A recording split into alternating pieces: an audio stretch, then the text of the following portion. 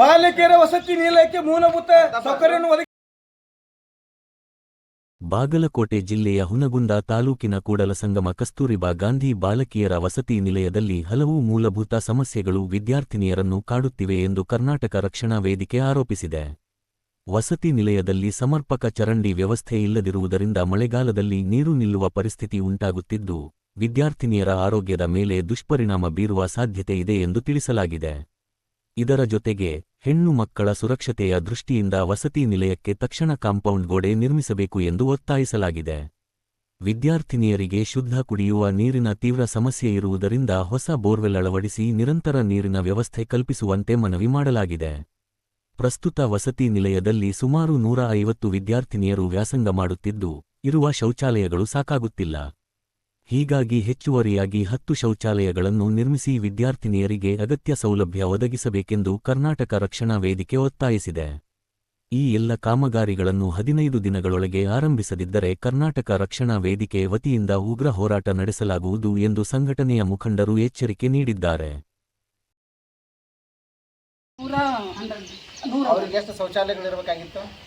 ಅದೀಗ ಗವರ್ಮೆಂಟ್ ಆಗುತ್ತೆ. ಎಷ್ಟು ಶೌಚಾಲಯ ಅದಾವ್ರಿ? 16 ಸರಿ ಹೋಗ್ತಾವಂತ ಎಲ್ಲಿ ಕಟ್ಟಿಸ್ತೀರಿ? ಇಲ್ಲಿ ಸದ್ಯಕ್ಕೆ ನನ್ನ ಮಟ್ಟಿಗೆ ಸರಿ ಹೋಗ್ತಾವ್ರಿ ಎಲ್ಲವೂ. ಬಟ್ ಸೇಫ್ಟಿ ಟ್ಯಾಂಕ್ ಇನ್ನೊಂದು ಆಗ್ಬೇಕ್ರಿ. ಅದು ಅಷ್ಟ ನಾವು ಮುಂದೆ ಸೇಫ್ಟಿ ಟ್ಯಾಂಕ್ ಮಾಡಿಸ್ಕೊಳ್ರಿ. ಅದನ್ನ ತಗೊಳ್ರಿ, ಪ್ಲಾನ್ ಹಾಕೊಳ್ರಿ. ಮತ್ತೆ ಮೇಡಮ್ ಹೆಣ್ಮಕ್ಳು ಜಾಸ್ತಿ ಇರೋದ್ರಿಂದ ನಾವು ಕುಂದ್ರಕ್ಕೆ ಸುಮ್ಮನೆ ಕುಂತಿದ್ದೆ. ಇಲ್ಲಿ ಬೇರೆ ಮನೆಯಿಂದ ಬಂದು ಇಲ್ಲಿ ಹೆಣ್ಮಕ್ಳೆಲ್ಲ ವಸತಿ ನಿಲ್ದೊಳಗಿದ್ದಾರೆ. ಒಂದ್ಸಾರಿ ನೋಡ್ರಿ ಇಲ್ಲಿ ವಾತಾವರಣ ಹೆಂಗೈತಿ. ಒಂದು ಆರೋಗ್ಯ ಇಲಾಖೆಯವರಾಗಲಿ ಪಂಚಾಯತ್ ಅವರೆಲ್ಲ ಬಂದು ಒಂದು ಮುರ್ಚಿ ಪುಡಿ ಹೊಡೆದಿಲ್ಲ, ಏನಿಲ್ಲ. ವಾಸನೆ ನಮಗೆ ಕುಂದ್ರಾಕಾಗಲ್ದಾಗೈತಿ. ಆಮೇಲೆ ಕಂಪೌಂಡ್ ನೀವು ಕಟ್ಟಿಸ್ಕೊಡ್ರಿ. ನಿಮ್ಗೆ 10 ಬಸ್ ಒಳಗೆ ನೋಡ್ರಿ. ಹೌದು, ಅವ್ರ ಕೆಲಸ ಅವ್ರು ಮಾಡ್ತಾರೆ ಮೇಡಮ್. ನಿಮ್ಮ ಇದಕ್ಕೆ ಸಂಬಂಧಪಟ್ಟ ಹೇಳ್ರಿ ಮೇಡಮ್. ಕಂಪೌಂಡ್ ಕಟ್ಟಿಸ್ರಿ. ಹೆಣ್ಮಕ್ಳು ಇರೋದ್ರಿಂದ ಕಂಪೌಂಡ್ ಈಗಾಗಲೇ ನಾನು ಡಿವೈಪಿಸಿ ಮಾತಾಡ್ಕೊಂತ ಬಂದೇನ್ರಿ. ಅವ್ರು ಮೇಡಮ್ ಹೇಳ್ಯಾರ ಸರ್, ಅದು ಒಮ್ಮಕ್ಲಿಂಗ್ ಹಾಕಿದ ತಕ್ಷಣ ಬರೋದಿಲ್ರಿ. ಶಿಕ್ಷಣ ಇಲಾಖೆ ಅಂದಾಗ ಒಂದು ವಸತಿ ನಿಲಯ ಆಗ್ಲಿ, ಶಾಲೆ ಆಗ್ಲಿ, ಅದಕ್ಕೆ ಕಳಿಸ್ಬೇಡ್ರಿ ಅಂತ ಇರ್ತೈತಿ. ಆ ಕಡೆ ಏನು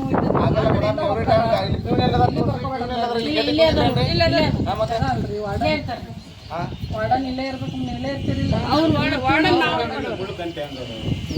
ವಾರ್ಡನ್ ಇಲ್ಲದಾರಿ ಅವ್ರ ಪ್ಯೂನ್ ನಿಮ್ಗೆ ಒಪ್ಕೊಳ್ತೀವಿ ಸರ್. ನಾವು ನಿಮ್ಮ ಇದಕ್ಕೆ ನಮ್ಗೆ ಯಾವುದೇ ಅಡ್ಡಂತರ ನೀವು ದೊಡ್ಡ ಮಾತಾಡೋದು ನಿಮ್ಗೆ ಅನ್ನೋದು ಹೊರತು ಮತ್ತೆ ಯಾವುದೇ ಕಾರಣಕ್ಕಿಲ್ರಿ.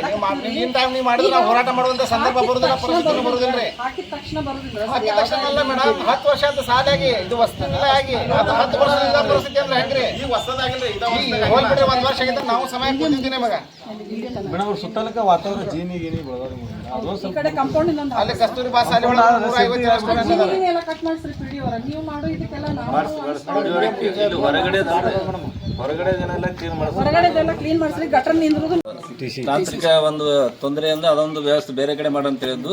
ಇವು 3 ಶೌಚಾಲಯ ಮತ್ತು ವಿದ್ಯಾರ್ಥಿಗಳಿಗೆ ಅನುಕೂಲವಾಗುವಂಥ ಶೌಚಾಲಯ ವ್ಯವಸ್ಥೆಯನ್ನು ತಾಂತ್ರಿಕ ಇದು ಸಮಸ್ಯೆ ಇದೆ ಅಂತ ತಿಳ್ಕೊಂಡು ಹೆಚ್ಚುವರಿ ಶೌಚಾಲಯವನ್ನು ಮಾಡೋಕೆ ನಾವು ನಮ್ಮ NREG ಬದಲಿಗ BBG ರಾಮ್ಜಿ ಅಂತ ಹೊಸ ಯೋಜನೆ ಬಂದೈತಿ. ಈ ಯೋಜನೆಯಲ್ಲಿ ಕ್ರಿಯಾ ಯೋಜನೆ ಸ್ಟಾರ್ಟ್ ಮಾಡೋದು ಹೆಂಗಂತ ಈಗ ನಮಗೆ ಟ್ರೈನಿಂಗ್ ಇತ್ತು. ಆ ಒಂದು ನೀವು ನಿಮ್ಮ ಬೆಂಬಲಕ್ಕೆ ನಾವಿಲ್ಲಿ ಬಂದು ನಿಮ್ಮ ಏನೋ ಸಾಹೇಬರ ಅನುಪಸ್ಥಿತಿಯಲ್ಲಿ ನಾವು ಏನೈತೆ ಈ ಕಾರ್ಯಕ್ರಮದಲ್ಲಿ ನಿಮ್ಮ ಎಲ್ಲ ಬೇಡಿಕೆಗಳನ್ನು ಈಡೇರಿಸುವಂಥ ಒಂದು ಜವಾಬ್ದಾರಿಯನ್ನು ನಾವು ಇಲ್ಲಿ ಕೊಡ್ತಾ ಇದ್ದೀವಿ. 1 ತಿಂಗಳ ಮಟ್ಟಿಗೆ ನಾವು ಕ್ರಿಯಾ ಯೋಜನೆ ಅನುಮೋದನೆಯನ್ನು ತಗೊಂಡು ಎಲ್ಲ ಕೆಲಸಗಳನ್ನು ಪ್ರಾರಂಭ ಮಾಡಿ ನಿಮಗೆ ಯಾವುದೇ ರೀತಿ ಮಕ್ಕಳಿಗೆ ಮತ್ತು ಸಾರ್ವಜನಿಕರಿಗೆ ಯಾವುದೇ ರೀತಿ ತೊಂದರೆ ಆಗದಂಥ ಕೆಲಸ ಕಾರ್ಯಗಳನ್ನು ಮಾಡ್ತೀವಿ ಅಂತ ನಾವು ಭರವಸೆ ಕೊಡ್ತಾ ಇದ್ದೀವಿ. ಸರಿ, ಕರಿವೇದವ್ರು ಏನು ಮಾಡ್ತಾರೆ, ನಿಮ್ಗೆ 1 ತಿಂಗಳೊಳಗಾಗಿ ನಮಗೆ ಎಲ್ಲ ಕೆಲಸ ಮಾಡ್ಕೊಡ್ಬೇಕು, ನಾವೇ ನಮ್ಮ ಬೇಡಿಕೆ ಈಡೇರಿಸ್ಬೇಕಂತಾರೆ.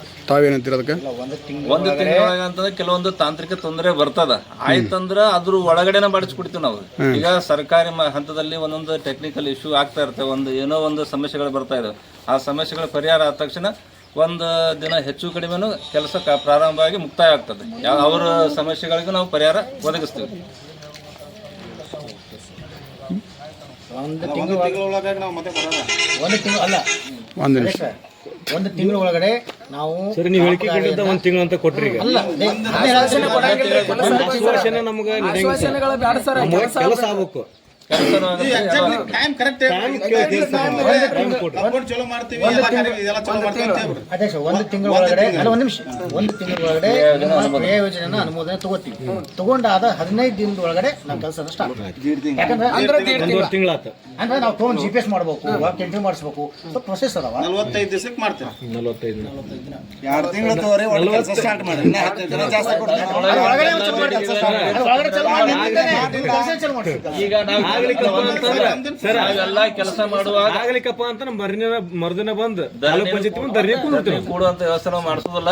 ನಾವೇನು ಈ ಊರಿನ ಕೆಲಸ ಮಾಡುವಂತ ಸಂದರ್ಭದಲ್ಲಿ ಸಾರ್ವಜನಿಕರು ನೀವು ಎಷ್ಟು ಸಹಕಾರದಿಂದ ಇಲ್ಲಿ ಬಂದು ಊರಿನ ಒಗ್ಗಟ್ಟಿಗೆ ಮತ್ತು ಮಕ್ಕಳ ರಕ್ಷಣೆಗೆ ಹೆಂಗೆ ಇಲ್ಲಿ ಹೋರಾಟ ಮಾಡಿದ್ರಲ್ಲ, ಇದೇ ಸಹಕಾರನ ನಾವು ಇಲ್ಲಿ ಊರಿನ ಸ್ವಚ್ಛತೆಗಾಗಿ ಏನೋ ಮಾಡುವಂತ ಸಂದರ್ಭದಲ್ಲಿ ಅಡೆತಡೆಗಳು ಬಂದ್ರೆ ಎಲ್ಲರೂ ಒಗ್ಗಟ್ಟಾಗಿ ಸಹಕರಿಸಿ ಮಾಡಿದ್ರಪ್ಪ ಅಂತಂದ್ರೆ ಎಲ್ಲಾ ಕೆಲಸಗಳು ಸುಲಲಿತವಾಗಿ ಆಗ್ತಾವ. ಏನೋ ತಾಂತ್ರಿಕ ತೊಂದರೆ ಬಂದು ಯಾರೋ ಅಬ್ಜೆಕ್ಷನ್ ಅಂತವೇನೋ ಮಾಡಿದ್ರಪ್ಪ ಅಂತಂದ್ರ ನಿಮ್ಮ ಮನವರಿಕೆಯಿಂದ ಅವ್ರ ತಿಳುವಳಿಕೆ ಹೇಳಿ ಸರ್ಕೋತಿದಂದ್ರ ಬಿಡ್ತೀವಿ. ಇಲ್ಲಪ್ಪ ಅಂದ್ರೆ ಅದು ಸರಿ ಇಲ್ಲಪ್ಪ ನಾವು ಕಾನೂನು ಪ್ರಕಾರವಾಗಿ ಪೊಲೀಸ್ ಪ್ರೊಟೆಕ್ಷನ್ ತಗೊಂಡು ಯಾವ ರೀತಿ ಕ್ರಮ ಜರುಗಿಸಬೇಕು ಅದನ್ನ ಜರುಗಿಸಿ ನಮ್ಮ ಕೆಲಸ ಕಾರ್ಯಗಳನ್ನು ಮುಕ್ತಾಯಗೊಳಿಸ್ತಾ ಅಂತ ನಾವು ಹೇಳ್ತಾ ಇದ್ದೀವಿ. Thank you sir. ಇರ್ತಕ್ಕಂಥ ಬಾಲಕಿಯರ ವಸತಿ ಶಾಲೆಯಲ್ಲಿ ಇವತ್ತು ಮಕ್ಕಳಿಗೆ ಅಲ್ಲಿ ಶೌಚಾಲಯವನ್ನು ಇರದೇ ಇರುವ ಕುರಿತು ಮತ್ತು ಮೂಲಭೂತ ಸೌಕರ್ಯಗಳಾದಂಥ ನೀರು ಇನ್ನಿತರ ಸಮಸ್ಯೆಗಳನ್ನ ಇಟ್ಕೊಂಡು ಇವತ್ತು ಕರ್ನಾಟಕ ರಕ್ಷಣಾ ವೇದಿಕೆ ಈ ಒಂದು ಹೋರಾಟವನ್ನು ಮಾಡಿತ್ತು. ಈ ಹೋರಾಟಕ್ಕೆ ಸ್ಪಂದಿಸಿ ತಾಲೂಕು ಕ್ಷೇತ್ರ ಶಿಕ್ಷಣಾಧಿಕಾರಿಗಳು ಹಾಗೂ ನಮ್ಮ ಪಂಚಾಯಿತಿ ಸಿಬ್ಬಂದಿಗಳು ಹಾಗೂ ತಾಲೂಕು ಪಂಚಾಯಿತಿ ಸಿಬ್ಬಂದಿಗಳು ಮತ್ತು KAB ಅವರೆಲ್ಲ ಬಂದು ತಮ್ಮ ಭರವಸೆಯನ್ನು ಕೊಟ್ಟಿದ್ದಾರೆ. ಇನ್ನು 45 ದಿನಗಳಲ್ಲಿ ನಾವು ಕ್ರಿಯಾ ಯೋಜನೆ ಹಾಕಿಕೊಂಡು ಮುಂದಿನ ಹಂತದಲ್ಲಿ ಕೆಲಸವನ್ನು ಪ್ರಾರಂಭ ಮಾಡ್ತೀನಿ ಅಂತ ಹೇಳಿದರೆ ಒಟ್ಟಾರೆ 2 ತಿಂಗಳ ಸಮಯವನ್ನು ತೆಗೆದುಕೊಂಡ್ರೂ ಕೂಡ ಪರವಾಗಿಲ್ಲ. ನಂತರ ಇಲ್ಲಿ ಕೆಲಸ ಆಗಬೇಕು ಅಂತೇಳಿ ನಾನು ಈ ಮೂಲಕ ಮತ್ತೊಮ್ಮೆ ನಿಮ್ಮಲ್ಲಿ ವಿನಂತಿಯನ್ನು ಮಾಡ್ಕೊಳ್ತೀನಿ. 2 ತಿಂಗಳ ಒಳಗಡೆ ನೀವೇನಾದ್ರು 2 ತಿಂಗಳ ನಂತರ ಕೆಲಸ ಮಾಡದೆ ಹೋದರೆ ಮುಂದಿನ ಹಂತದ ಹೋರಾಟ ನಮ್ಮದು ಉಗ್ರ ರೂಪವಾಗಿರುತ್ತಂತ ಈ ಮೂಲಕ ಹೇಳಿಕೆ ನಾನು ನಿಮ್ಗೆ ಇಷ್ಟಪಡ್ತೀನಿ. ಮತ್ತು ನೀವೆಲ್ಲರೂ ಇಲ್ಲಿ ಬಂದಿದ್ದಕ್ಕೆ ಹಾಗೂ ಪತ್ರಕರ್ತರಿಗೆ ಧನ್ಯವಾದಗಳನ್ನು ಹೇಳ್ತಾ ನಾನು ಮಾಡ್ತೀನಿ.